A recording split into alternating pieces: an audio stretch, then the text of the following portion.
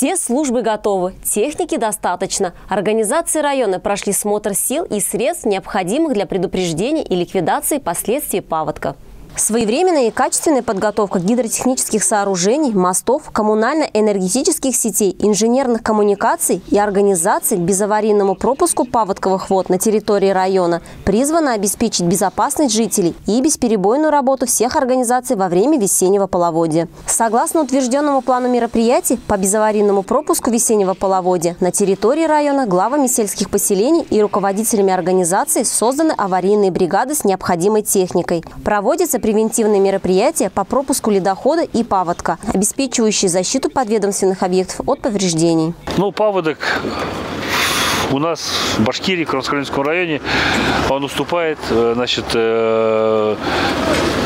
в апреле месяце. Но мы заранее все планы строим, все восстанавливаем в памяти все связи, все,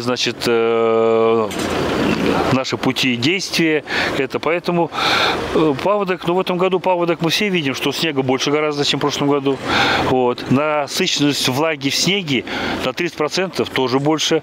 И земля промерзшая. Районное потребительское общество пожарной энергетики и ветстанция. У каждого из них своя задача в случае возникновения чрезвычайной ситуации. Традиционно в марте месяце мы проводим такие смотры.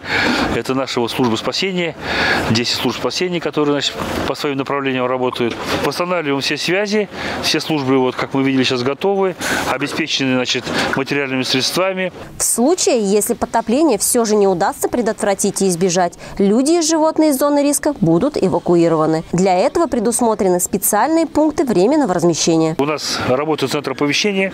Люди приходят смс-ка и напишут: уважаемые жители такого-то, вода поднимается до критического уровня, просим вас собрать личные вещи, оперативные какие-то вещи и покинуть свое жилище. И там уже будут пути, где будут автобусы их ждать, где их куда вывезут. Также до этого мы стараемся, если в зону попадает скотина, тоже вывести ее.